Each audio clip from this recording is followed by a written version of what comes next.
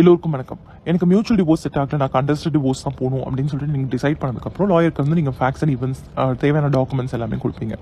அதுக்கப்புறம் டிராஃப்ட் பண்ணி கேஸை ஃபைல் பண்ணதுக்கப்புறம் நம்பர் ஆகும். அதர் பார்ட்டிக்கு வந்து சம்மன் இஷ்யூ ஆகும். அவங்க சம்மனை ரிசீவ் பண்ணிட்டு வராமல் இருக்காங்க அப்படின்னா சப்சிக்வெண்ட்டாக 2-3 டைம் சம்மன் இஷ்யூ பண்ணுவாங்க. அவங்க வாண்டடாக அப்பீர் ஆகல அப்படின்னா எக்ஸ்பைரி பண்ணிடுவாங்க. நீங்கள் எவிடன்ஸ் ஃபைல் பண்ணிட்டு ஆர்குமெண்ட்ஸ் அண்ட் ஃபைனல் ஜட்மெண்ட். ஒருவேளை அதர் சைடு அப்பீர் ஆகுறாங்க அப்படின்னா உங்களை மேண்டேட்டரியாக கவுன்சிலிங் அனுப்புவாங்க. கவுன்சிலிங் ஃபெயிலியர் ஆச்சுன்னா திருப்பி பேக் டு கோர்ட் வந்துடும். அப்புறம் உங்கள் சைடு எவிடன்ஸ் ஃபைல் பண்ணணும்.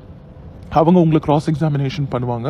அதே மாதிரி உங்கள் சைடில் எல்லா விட்னஸ் எவிடன்ஸ் எல்லாம் க்ளோஸ் ஆனதுக்கப்புறம் அவங்க சைடில் எவிடன்ஸஸ் ஓப்பன் ஆகும். நீங்கள் கிராஸ் எக்ஸாமினேஷன் பண்ணலாம். அதுக்கப்புறம் argument, oral and written arguments, finally judgment. இந்த இன்டர்ம் ஸ்டேஜஸில் நடுவில் வந்து நிறைய இன்டர்ம் அப்ளிகேஷன்ஸ் போடலாம்.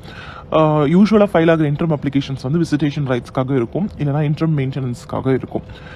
அதே மாதிரி நடுவில் மீடியேஷன் வேணும், பாசிபிலிட்டி ஆஃப் ரீகன்சிலேஷன் இருக்குது, இல்லை பாசிபிலிட்டி ஆஃப் மியூச்சுவலுக்கு போகிறதுக்கு சான்சஸ் இருக்குது அப்படின்னும் போது எய்தர் ஆஃப் த பார்ட்டி மீடியேஷனுக்கு ரெஃபர் பண்ணிக்க சொல்லலாம்.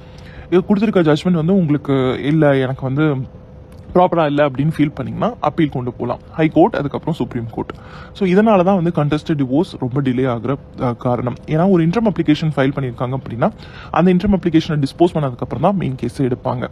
ஸோ உங்களோட கேஸ் எந்த ஸ்டேஜில் இருக்குது அப்படின்னு சொல்லிட்டு கமெண்ட்டில் போடுங்க.